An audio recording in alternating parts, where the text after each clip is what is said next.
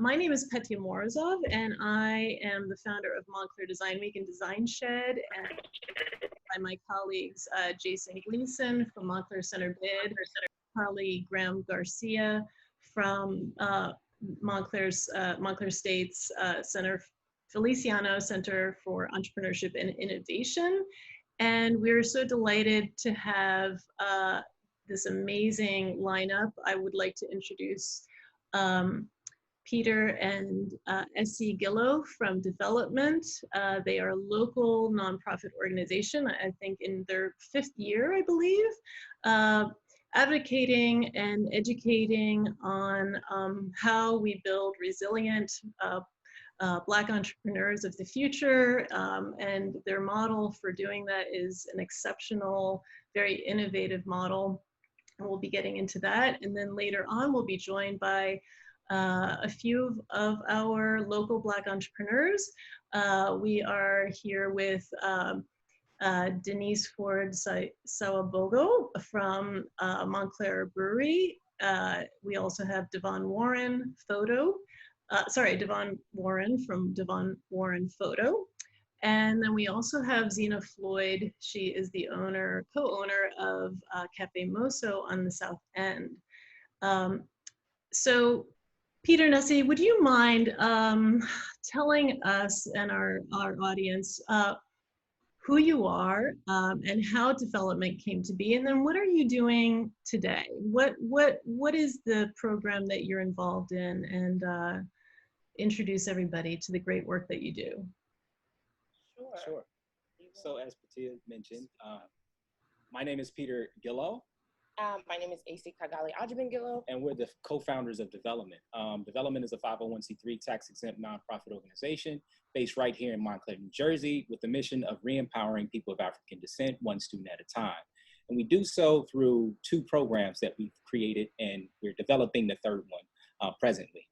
Yeah, essentially our work is to address the lack of Black generational wealth through culturally specific entrepreneurial and financial programs that empower Black college students specifically to overcome socioeconomic barriers and build generational wealth. So our flagship program is our Entrepreneurship, which essentially is a program that allows students to learn about entrepreneurship and become financially literate, entrepreneurially literate from a Black perspective. We begin the program with a week of orientation where we look at the history of Africana economics. Black people in the history of economics, oftentimes our story is not told. So we expose students to that story so that they can have some more confidence in their ability to become part of the future of that story.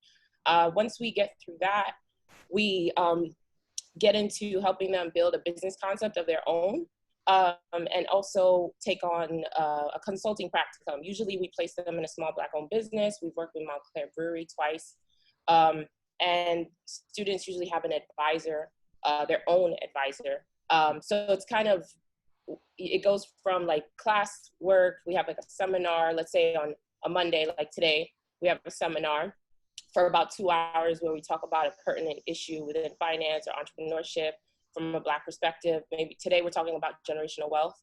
Last week we talked about what life is like for Black college students when they graduate. How does their socioeconomic background impact where they are on the spectrum of getting started?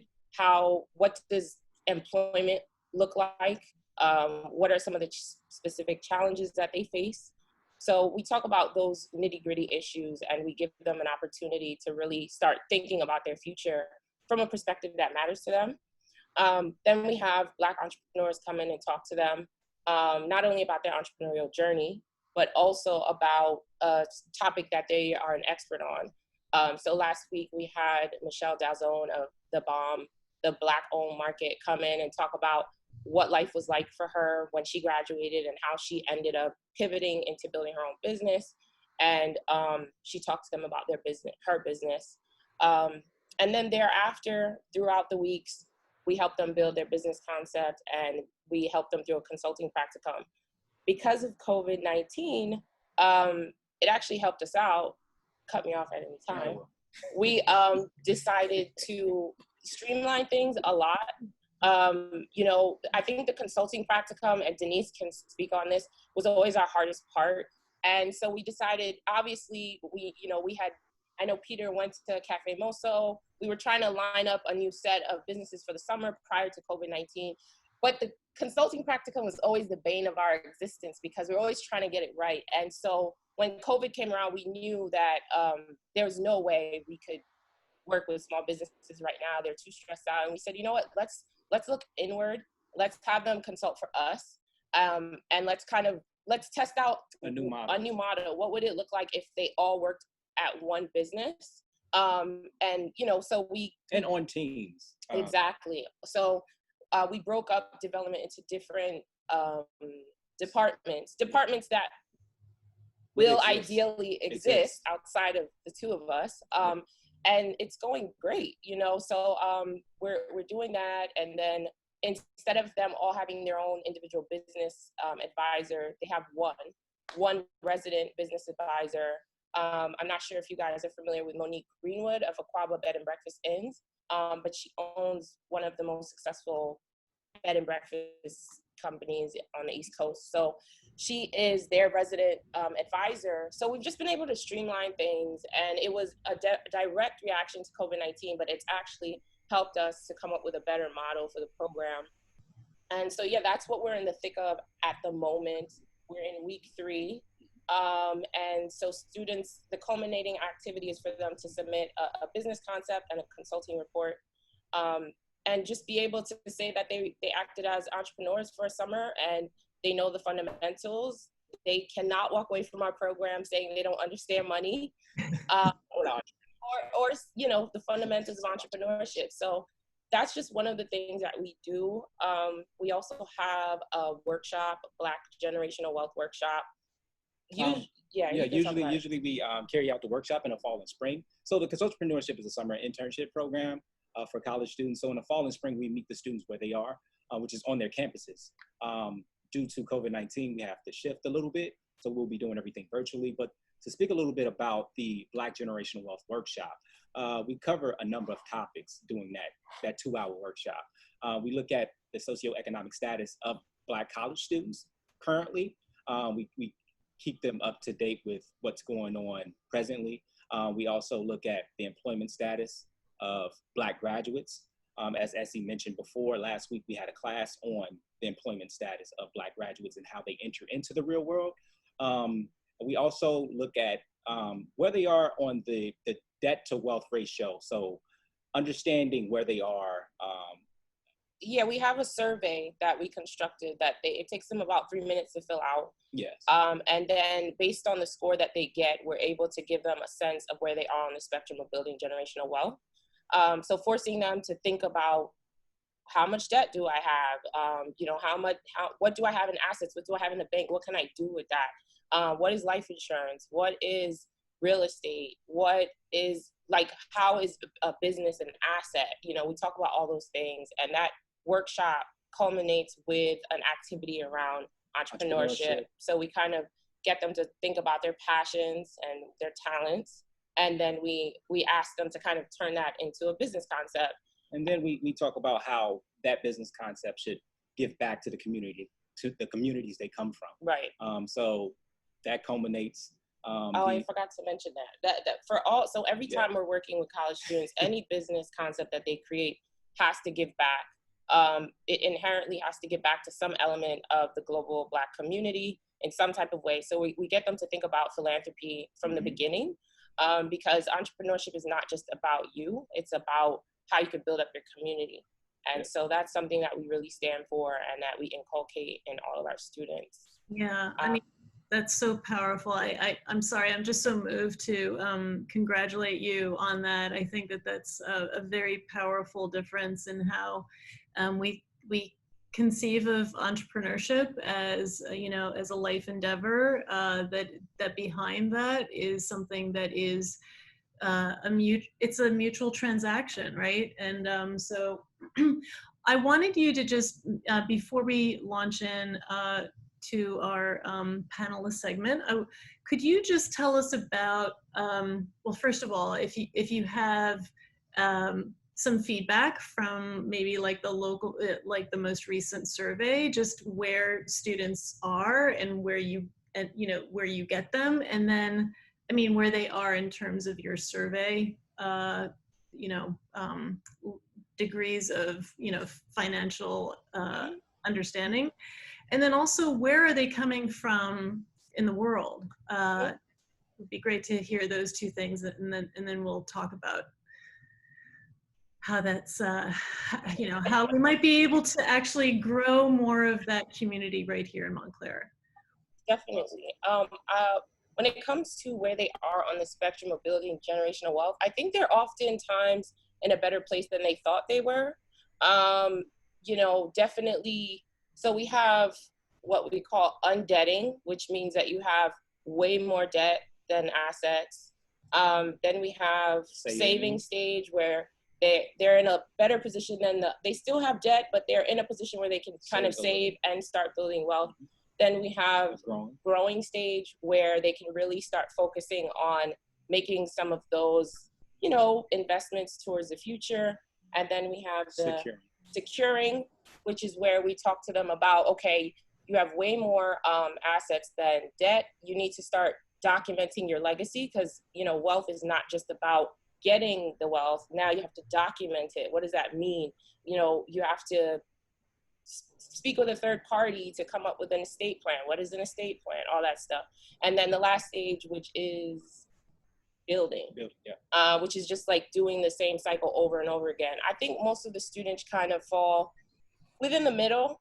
They don't realize, maybe they got some scholarships or whatever, and they don't realize, like, okay, maybe I have $20,000 of debt, but that's not crazy. And we get them to understand, okay, if you're making $60,000 a year, there's no reason you should be paying that $20,000 of debt for like 30 years. Just get it out the way. And with talking to some of the students, getting them to understand that their parents' debt isn't really their debt. Exactly. So really getting them to understand that once they graduate from school, they're not responsible for their parents. They shouldn't be. And they should start thinking about how not to be. And how they're going to have those conversations with their family in terms of familial financial dependence.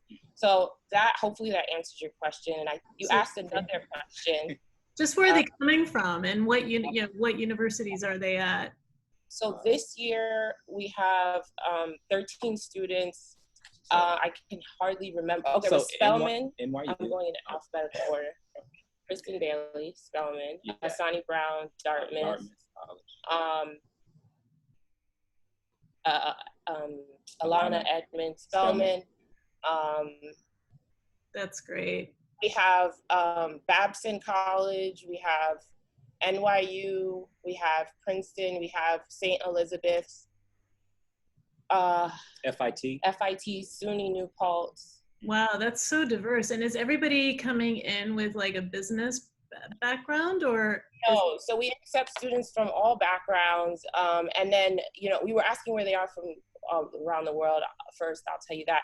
Usually they're from all over. Sometimes we have kids who are only here for college.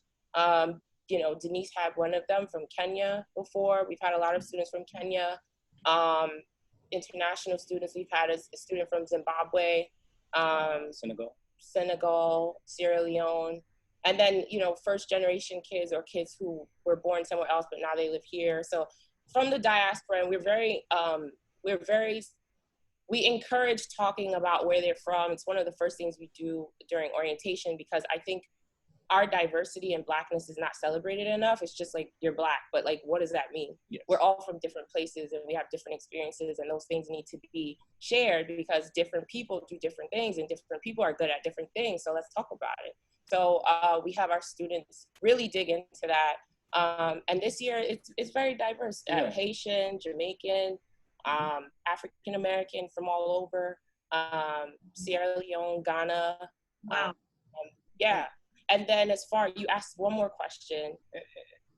Well, and as far as like them opening their backgrounds having to do with entrepreneurship, right? Like, most of the students, they come from diverse backgrounds, and the idea is that entrepreneurship is not limited to a business background. Right. You can take any concept, any skill, and turn it into something that is entrepreneurial. And that's one of the most exciting things working with them, because they don't always know that. And it comes up during the interview, like, is it okay that I'm a neuroscience major or I'm a criminal justice major? And we're like, that's fine, you know, because most entrepreneurs, if you talk to them, oftentimes what they're doing doesn't have anything to do with what they build, but it does, but it's not like the focus of the thing. It's like the skills that you use.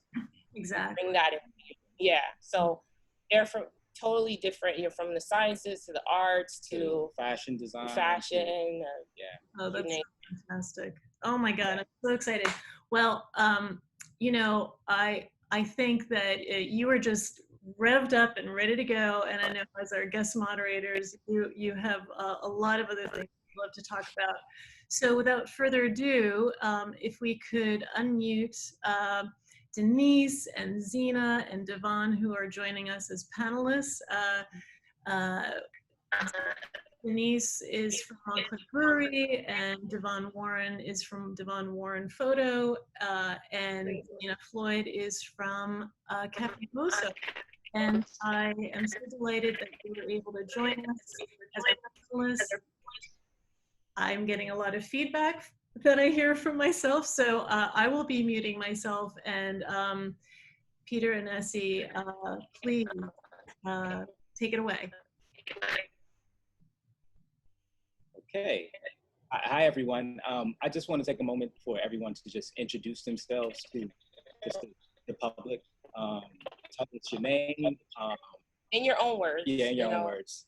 Your name, the business, and you know why you created it. So, your passions, where they come from. We'll start with you, Denise. Okay, hello. So bear with me with my voice. I hope there's no feedback also. Okay, I'm Denise Ford Sourdogo. So my husband and I, Leo Sourdogo, opened up the Montclair Brewery a year and a half ago. Before we were open, we had about a year of construction. So we've actually been in that building for a year longer. The business was born from Leo's passion of home brewing. So for years, he's been brewing beer in our basement, and really wanted to take it to the next level. He would always gift it to people. He started writing a business plan with a friend. I took a look at it, and after looking at it, knew I needed to jump in and be more involved. I have a business background and a marketing background. I have an MBA. So after like months of going through the whole planning, decided that, okay, he and I would do this after looking at the market, studying the market of breweries, seeing what was already available in New Jersey, and also looking to see what we would do differently if we were to open. So we're on 101 Walnut Street. We're a physical place. And we also do distribution as well. So you can also find, so we're production as well as we're service. So we kind of touch upon both sides of the business. So hospitality as well as production by producing our products. Awesome. Thank you for sharing that. We're going to shift to Zena. I'm just going in order of what I see on the screen. No problem. Zena Floyd here. I'm with my husband, Michael Floyd, who is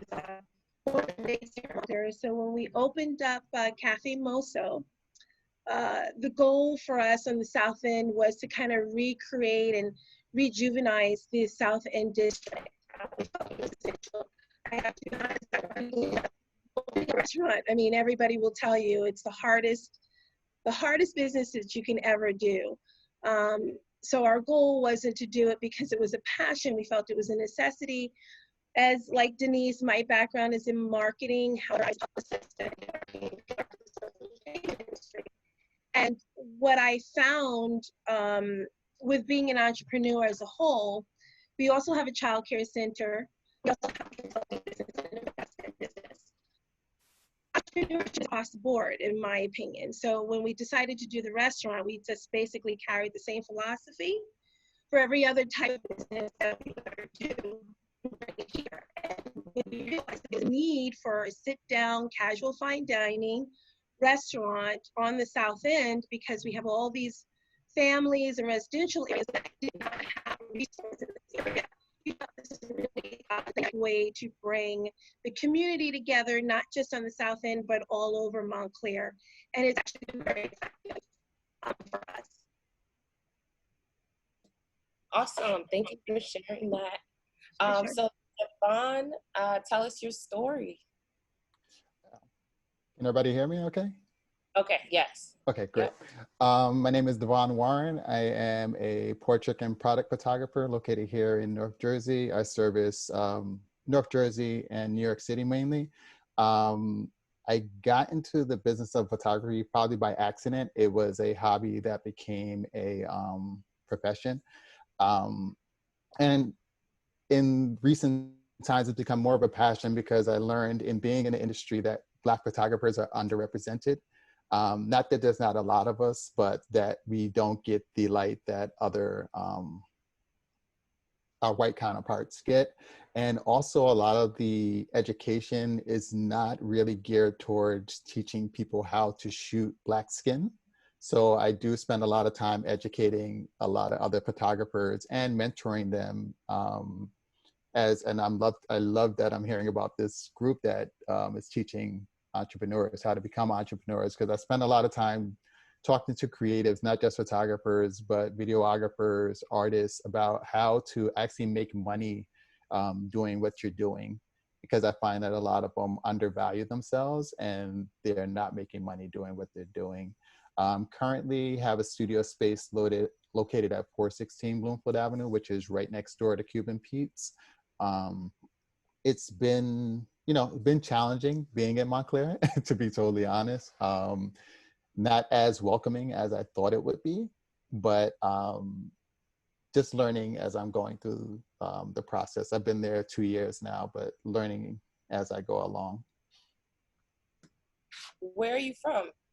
I'm of Jamaican descent, but grew up in Irvington, New Jersey. Okay. Yeah. No, as someone who was born and partially raised in Montclair, I definitely can relate to the sentiment. I don't think it was always like that, but Montclair is definitely changing. So thanks for sharing that. I really appreciate it. We're your neighbors. We're right down the street, so we'll definitely connect. Yeah, we're located on 356 Bloomfield Avenue. So awesome. Right, Hang in there. Yes, yes. So, I mean, like, I know that the subject matter at hand presently has to deal a lot with COVID-19 and shifting. A lot of these businesses, guys, have been closed for a bit, and the idea of reopening now. I just want to touch on how has COVID-19 impacted your business, and what measures have you taken to ensure that you stay afloat? You have stayed afloat. Anyone can shoot. Yeah, whoever wants to go first. Yeah. Well, I'll start. So we just opened last year in May, and as I will say, the restaurant business was completely new for us. I mean, we earlier, but I have been charged with being a bit of a perfectionist, and to look at my car, you would never believe that. In all honesty, just important is not to focus necessarily on your business and the product, but also inclusive of your message. To me the other day and said, Zena, you and Mike are selling food, but you're also selling a whole lot of love. I mean, every time people come in, they love you. Very easygoing people. We don't really think like you. And for us, this is not work. It's something that it's an additional opportunity to help engage with other people and help our business grow as well. So during the COVID situation, I mean, really right when things were picking up, we had to close down, and we weren't a very big takeout business. I mean, we were sit down reservations, you come in and you eat, and you know, our food was late food, so we had to shift over to takeout menus and you know, packaging differently and selling, you know, family sizes and kind of creating things that were needed with that time. You know, we did plan meals. We added to the menu. We also shared with families like, hey, listen, if what's on the menu is not something that you want, let us know. Chef might be able to do that for you. So we weren't a restaurant where come in, this is what you see, this is what you get, and then that's it. We really accommodated accordingly, and I can't tell you, clearly it's 1/3 of our business, that's good. But the support we received, even pre-COVID, like right at the beginning when we thought it was only going to last a month or so, was really in the sense that we need to say, you know, you're here, so we're going to buy from you. And I mean, our ticket sales were really big. I mean, you had people that ordered meals for 5 or 6 people at a time. That was even more than what we were doing when they were sitting down. So they understood the importance of keeping us open, which drove us to make sure that we adapted accordingly. So with that, we restructured our process in terms of being able to order what they can order. And now, again, now we're shifting to just outside seating. And now we just found out today that we can have indoor seating. So it's kind of like we're, you know, switching, you know, as our governor tells us what to do, we're kind of following what was probably very working for us. From the whole year that we've been here, we did the most sales on that day. And it really hit us by storm. Had ordered 400 sandwiches from us, food and beverages. She gathered other people together to buy from us, as well as a Montclair. And it was just really exciting. So that morning, we're going to eat sandwiches. And then the next day, next thing we know, in the afternoon, we have fully booked reservation outside. And then we still have our takeout business. So it was like, wow. You know, we did the best that we could. I mean, I think everybody was happy. Of course, I went immediately to Yelp and, you know, everywhere to make sure that every dish that goes out, everything that goes out. I also everything tastes good. I mean, I'm really, really concerned more than the money that people are feeling good about coming to us and buying from us. And then hopefully the quality of service is the same feedback. You said a lot about having to be accommodative and just really you have to adapt. And it's, I think for, you know, we always feel it for every business, but especially businesses like you guys that just opened a year ago. But it's kind of like you're forced to get the worst in the beginning, and let's pray that this doesn't happen again and you're able to kind of soar. Yeah. So I know, Denise, you have a similar story being in the hospitality arena. How did COVID impact you? And, you know, what did you guys, I know what you guys did, but tell everybody, what measures did you guys take to stay afloat? Yes, definitely. I'm using some headphones. I was hoping it would help with the sound. I noticed Devon was using some and his sound seemed better, so hopefully. But as far as, yeah, we definitely had to pivot a lot, and it was quick. It's funny, sometimes people say, oh, how does it feel to be reopened? Like, actually, we never closed. So one day we were celebrating having our annual Irie Festival, which is our mixture of St. Patrick's Day and Jamaican Heritage Festival. And then the next day we were just like, okay, now we're just takeout. So it was like quick. We never closed. When we found out, actually, so we were planning our St. Patrick's Day Irie Festival. I think that was on a Saturday or Sunday, whatever day it was, on a weekend. And that was when news came that, hey, okay, the following day that we were not allowed to have like indoor seating anymore. So from then on, then we were open. We said, okay, we know we're gonna miss sales. And similar to Zena, we had just started really getting into our groove too, right before COVID. Like things were going pretty well. We're like, oh, great, like this is good.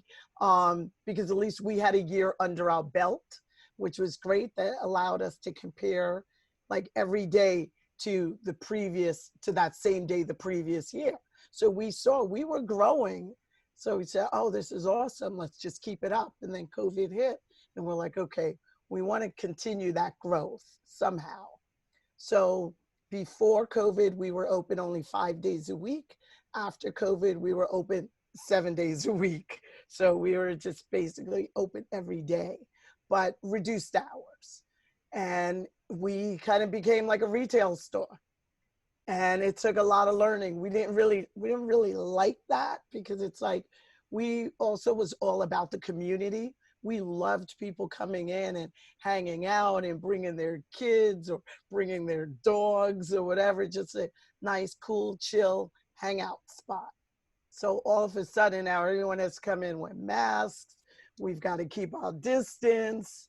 It's like just a transactional exchange. We're like, hey, where's the community in this? We still want that. But I mean, we had to do it, and we did it.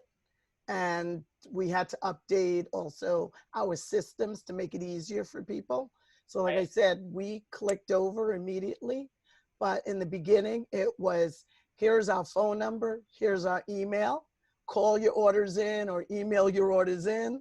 So it was very labor intensive and not maybe as streamlined of a process, but it did the job in those days that we needed.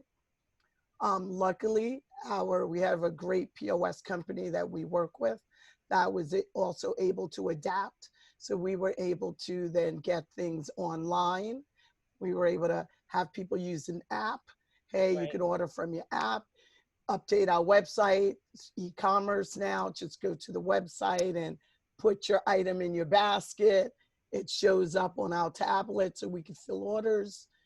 We were able to find a delivery system as well, because before that we were like, hey, call your order in for delivery, email it in. Right. So now we've got a system, so just to make things a lot smoother and easier for us to manage. And for us, that's so important, because we're juggling, and a lot of people that know me, I'm juggling. I've got a full-time job juggling many things. So it's all about making things as streamlined and as simple as possible to make us do our jobs a lot easier. But yeah.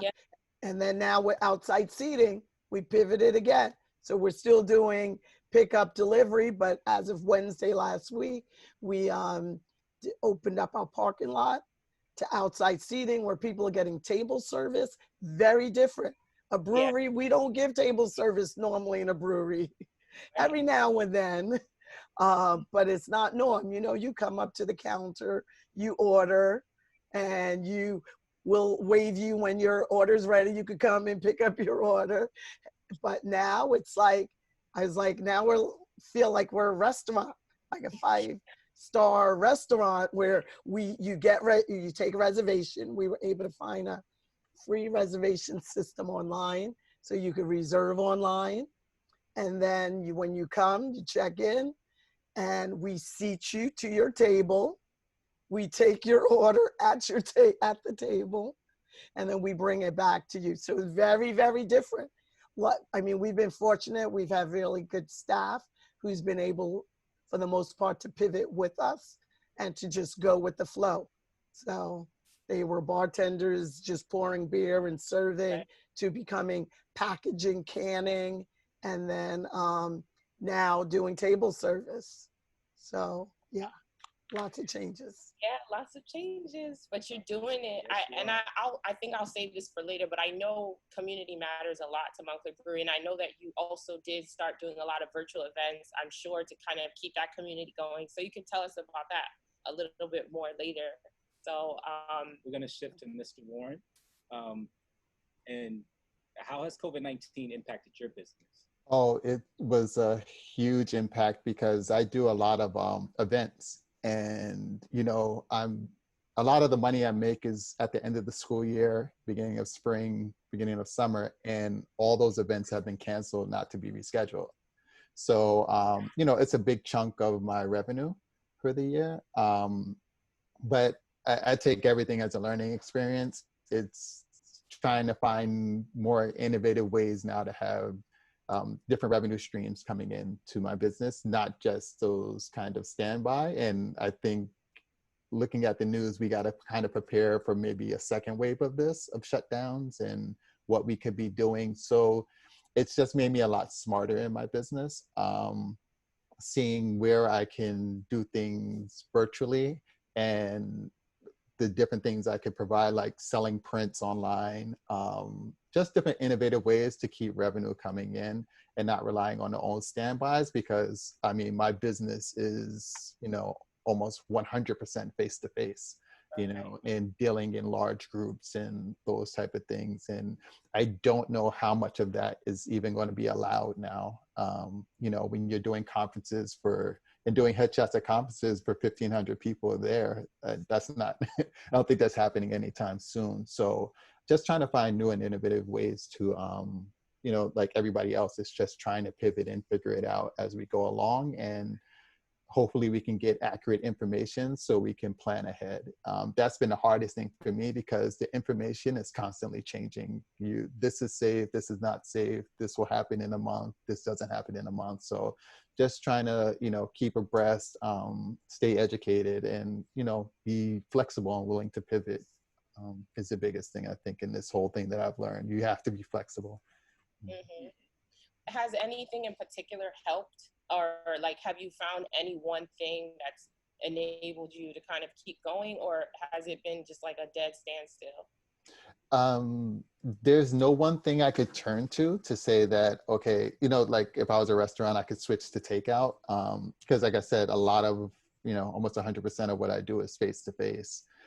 So just trying to find ways, like I did have clients that may have used me before and maybe buying prints now. So that sort of thing, but maybe doing something where I'm pushing that more, where people are, you know, constantly coming back to me and not can do everything virtually. So just, you know, reaching out to those people, staying, you know, being in a lot more contact with my customers than I've ever been. I think that's been my biggest thing, is like the constant contact, getting feedback, and now getting booked that we're allowed to do stuff outside has helped me. Just staying, I guess the biggest thing for me was just like, I wasn't really big on constant contact with my clients. I saw that as annoying them, but this really helped now, like just staying in contact. And now that we're able to do stuff, people are like, we can go outside, let's do a photo shoot, that sort of thing. So it's happening.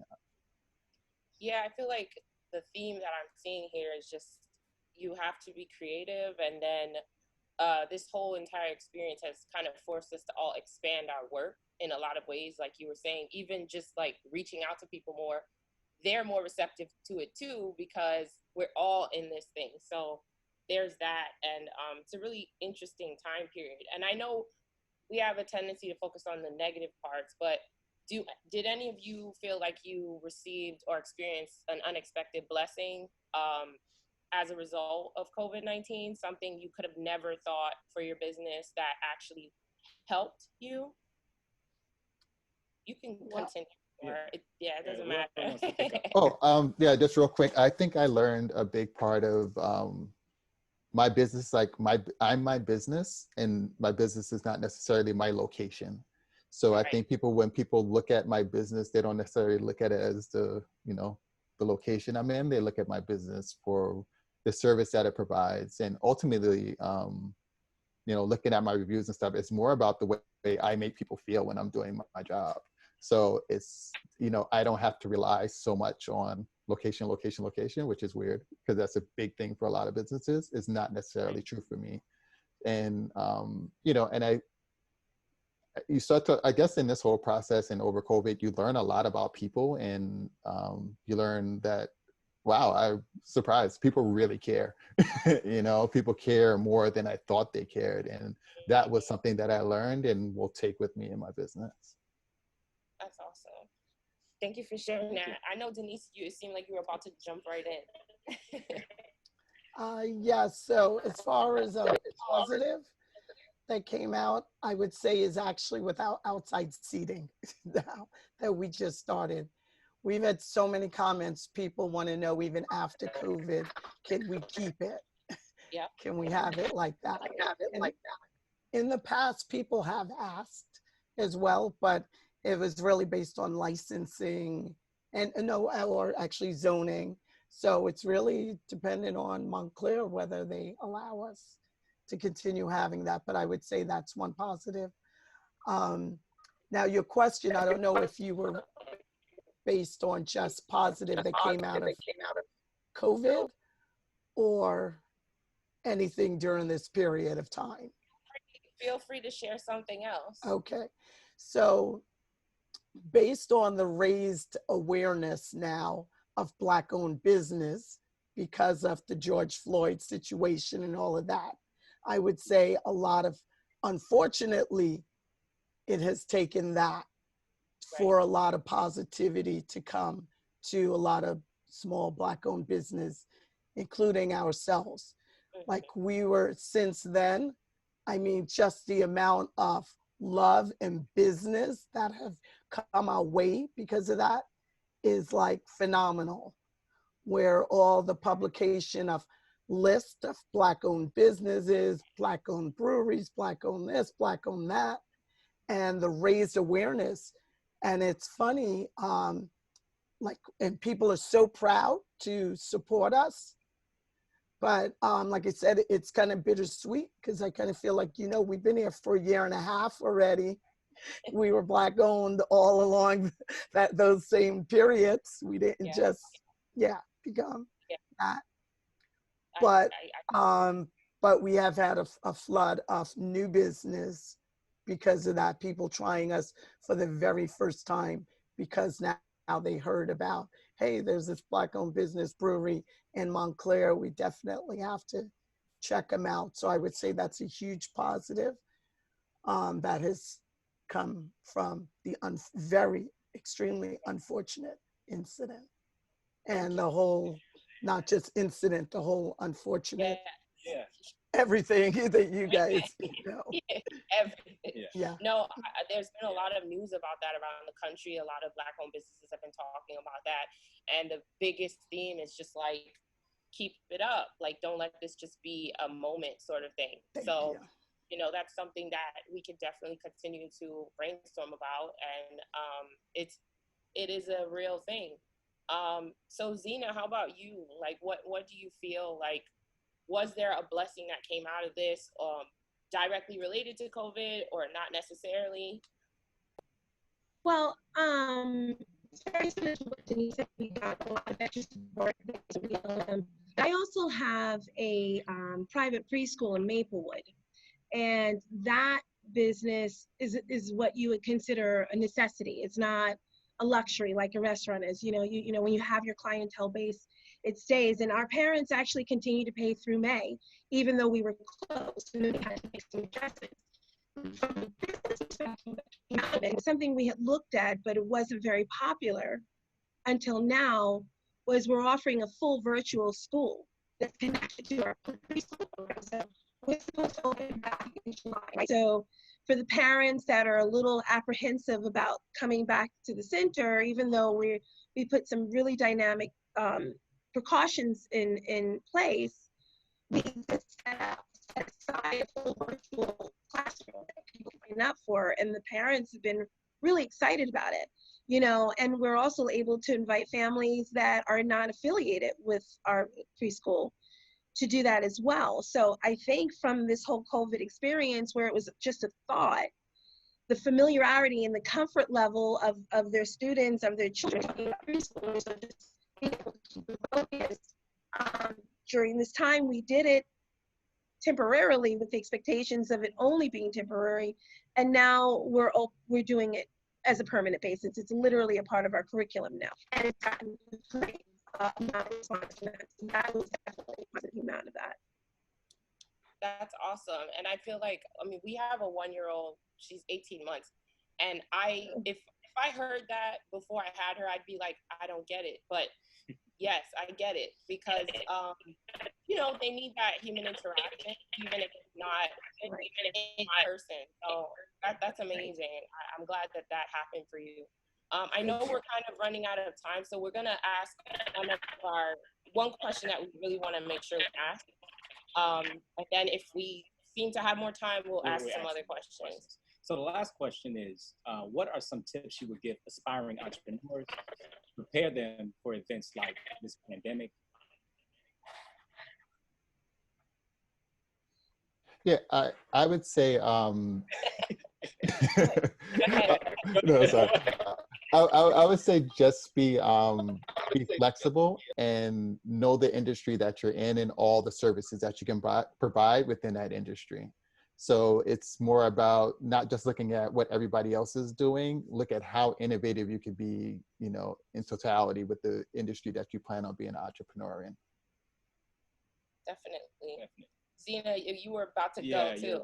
Yeah, I'm going to be a little unconventional with this because I actually do help entrepreneurs as well as students with starting a business.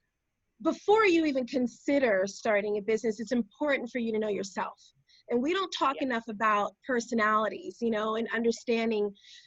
People kind of look at us as an entrepreneur like, oh my gosh, you're so lucky, you get your own hours, you decide how much money you make. You eat what you kill as an entrepreneur. So it's really important to know your personality and understand the limitations and the ability to handle yourself under certain types of pressures.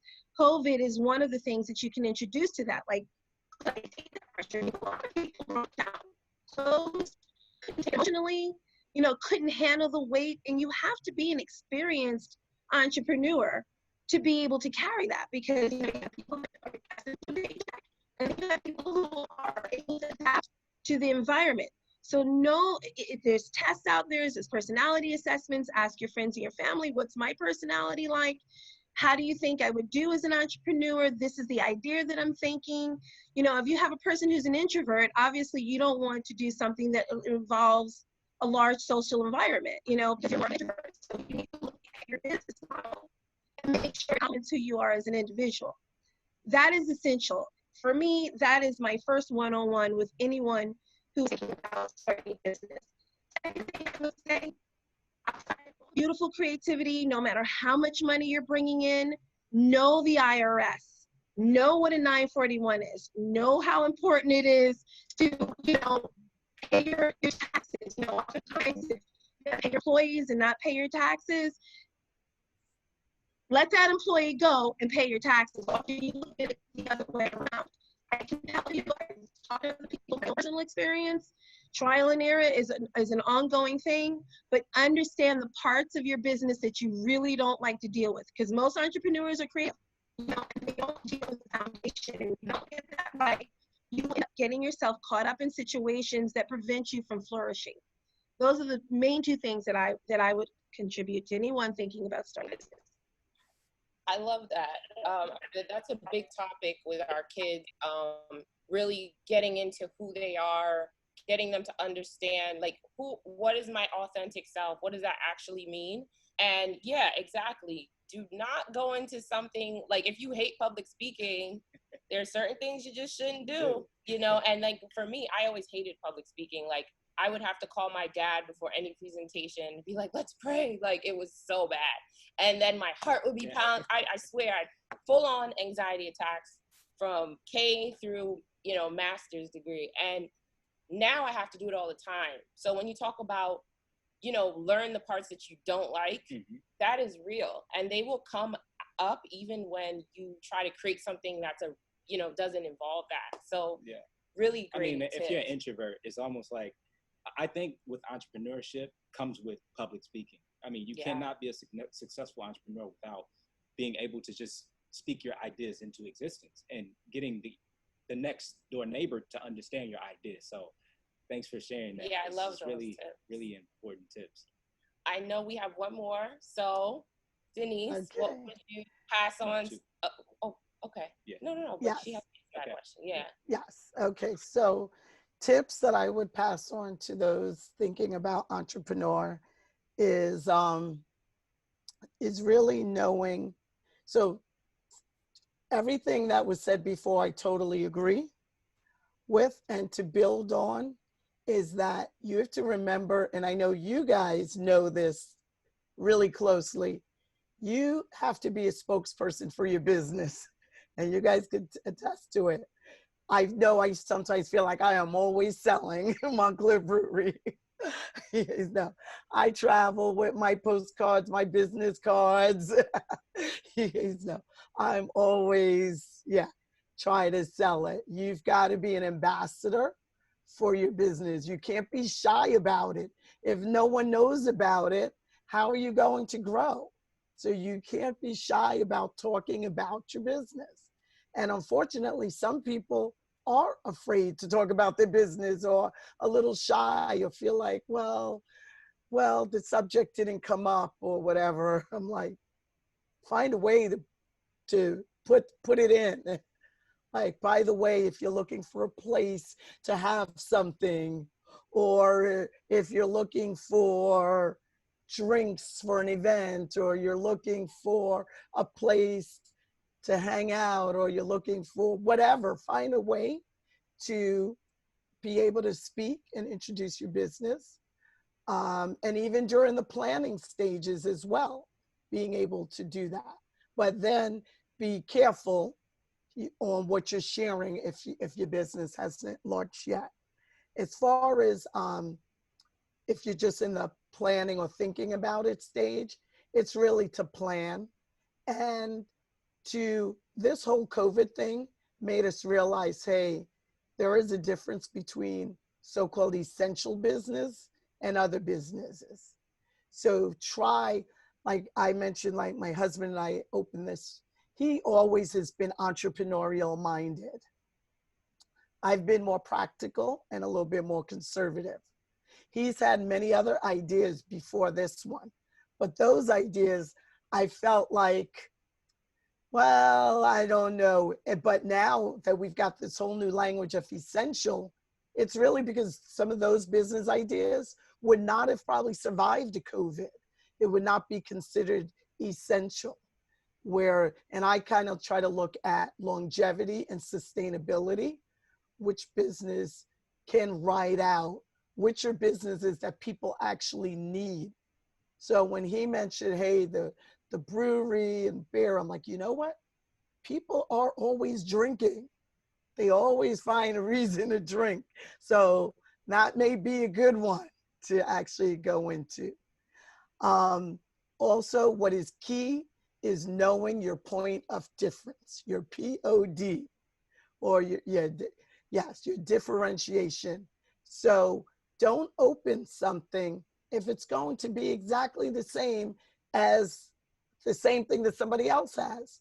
Then it's like, what reason would people have to go to yours if it's going to be exactly the same?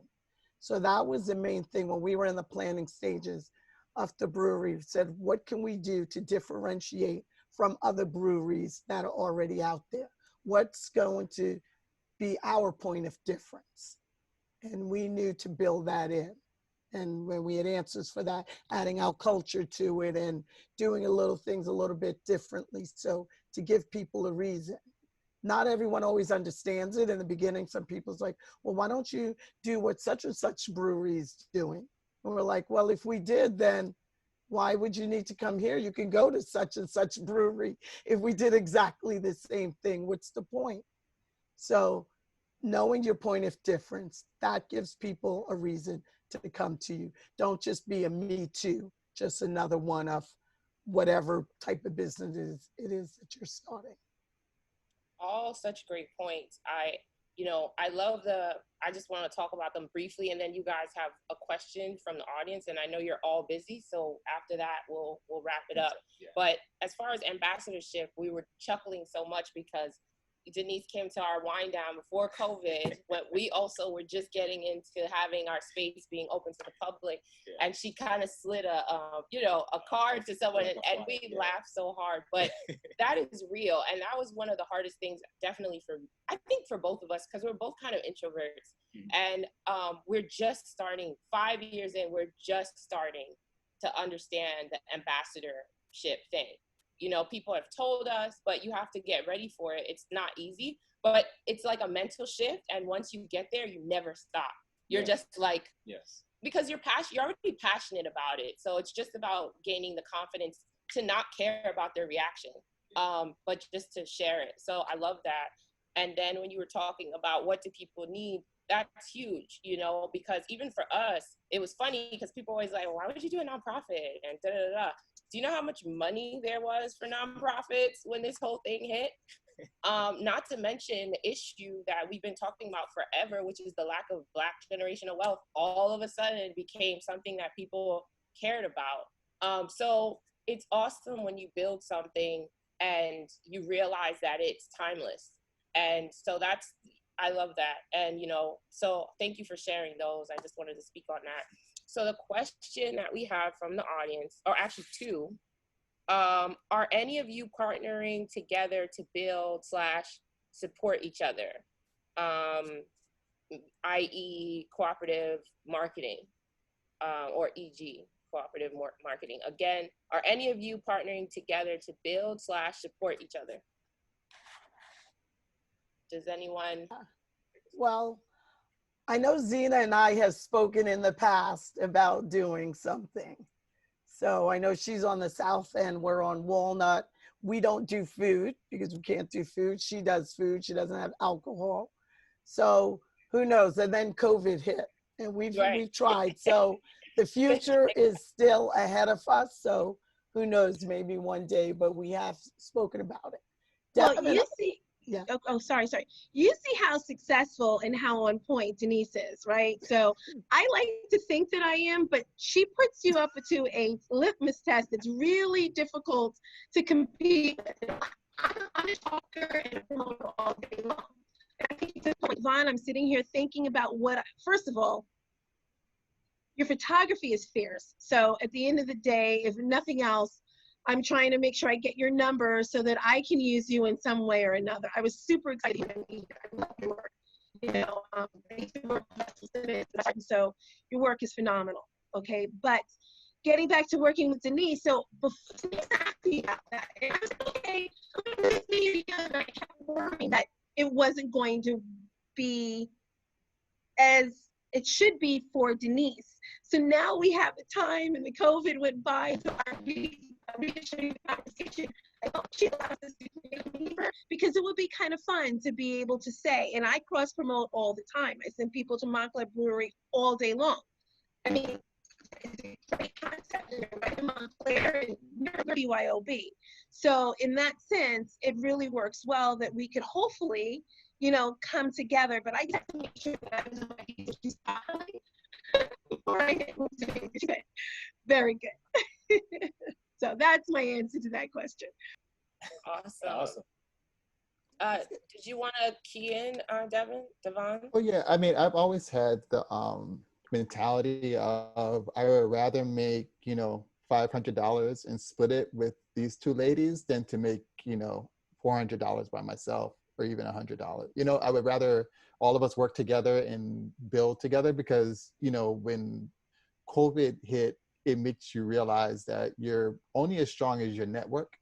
And if you have the people who've had a really strong network have been able to get through this. And that's what's helped me. My network has helped me get through this. So big proponent of working together, you know, kind of putting the egos to the side. And I hate that there's this thing that people feel like when dealing with Black businesses, that it should be cheap and that they can get it for cheap with dealing with Black businesses. And that's not true.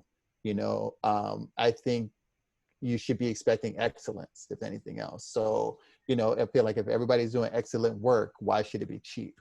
You know, Right. And I think that's something that we probably all combat, you know, that they're coming to us expecting to get it to cheap.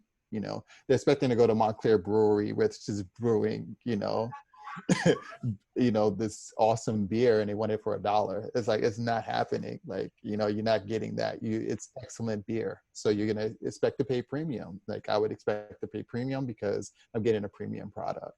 So, you know, but I think we should have a spirit of working together and not competing against each other, you know? Well, go ahead. Well, a part of what we do is we have this idea of collectivity in everything that we do. And that's why we reach out to not only Black-owned businesses here, but just in our area, you know, and around the world. So, you know, we definitely will be connecting. We already connected with Denise, but we're definitely going to connect with Zena and you, Mr. Warren, since you're right here in Montclair. Yeah, but I love your energy, and I think you know, for us, just very quickly before we wrap it up, you know, I was born and raised in Montclair, and I've always been passionate about Montclair because it's always been a diverse town. Now it's turning into a little Brooklyn, and with that happening, you're losing that strong Black community that we used to have. And so I kind of got discouraged when we started development. I was all about Montclair. Yes. And after actually, Montclair Design Week is the first and only Montclair thing that has ever responded to us. Just keeping it real. And so, and you know, as she does that, Petia does that every time, I'm like, okay, let's try this again. Yeah. You know, because I had really just kind of like, we chose Montclair because of that history of what it was. But this conversation is really exciting. And I think, I know with our space, we've always thought about like having mixers and like running kind of like a club. So let's talk about it, guys. As things open up, maybe we can work together to have some of these very important conversations regularly and see how we can support each other. We need headshots, so we'll be reaching out to you. Yes, please do. That's my thing. We will. Quick and painless. Yeah. I was gonna say, Devon, if you can share your contact info, maybe in the chat. If I put it in the chat? Yes. Put it in the chat. This is my first time actually ever meeting him, at least to my knowledge. No, we met before. We met before. I came to Montclair Brewery. Petia had a meeting there. That's how I know about you guys. Oh, okay. Yeah. No, that's great. This is I fantastic. just want to say one thing, if you don't mind. I also just want to recognize Jason. He is a huge supporter for our businesses. He does a fantastic job across the board. But when the whole BLM thing happened and just getting our resources and information, he is a target for businesses in Montclair. So not just Black owned, but everybody. But he is a voice to be reckoned with quite often. And I want to thank you, Jason, for everything that you've done. Definitely. Yeah. Jason, I second that. You know that from the heart. Jason, did you want to just chime in? I know you've been listening patiently, and for everyone who doesn't know Jason, you're the executive director of Montclair Center Bid, and you are the powerhouse behind our the provisional measures that were just hopefully officially adopted into ordinances by the town council just last week. So thank you so much for that. And we have been dreaming of this kind of collectivity for Montclair Mondays since the very beginning. And we really kind of, we want to put it back out to everyone. Like, this would not be what it is in terms of, you know, making connections and building our voices collectively without everyone's participation. So thank you, everyone. Absolutely. And yeah, Jason, what are you up to today? What am I up to today? Well, I'm glad that I got to stay for this whole thing. At 2:30, I have a meeting with the township, the same little small group that started really pushing these measures over the last couple of weeks. So I should have some more updates, which would be really great. Zena, I'll reach out to you right away. To everybody, send you the updates as I can. Yeah, just working on all of the stuff, really kind of the culmination of stuff that we've been working on for really the last 7 weeks, which is, you know, how to get our businesses back working again, you know, back open, back to the public. That's working with all of our businesses. So really the last week, it was a huge pleasure. I'm going to spend a bunch more time this week too, just kind of walking business to business, welcoming people back, listening, trying to hear, you know, where they're at, what's their fears, what's their, you know, pros and cons. Different businesses have so many different needs and desires during this time.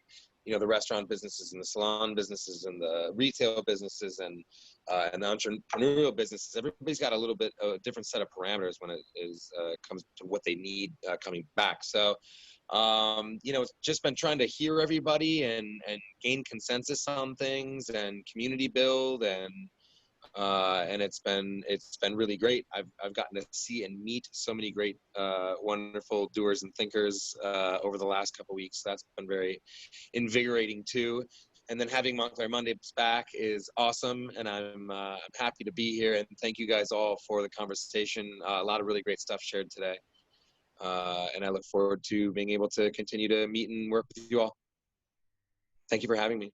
Yeah, thank you everyone. Peter and Essie, so gracious of you to host in the midst of a very busy week for you guys. I really appreciate you taking time. I'm sure you probably have to rush off. So we will wrap things up, and I just want to thank all of our panelists, Denise and Devon and Zena. Thank you again for sharing your stories and building a future for entrepreneurship here in Montclair that is inclusive and equitable. You're doing such great work, all of you. So we have somebody who wanted to, who's here from the South Ward in Newark, who would like to share his information or her information. So I will just share that in the comments. This will be available for replay.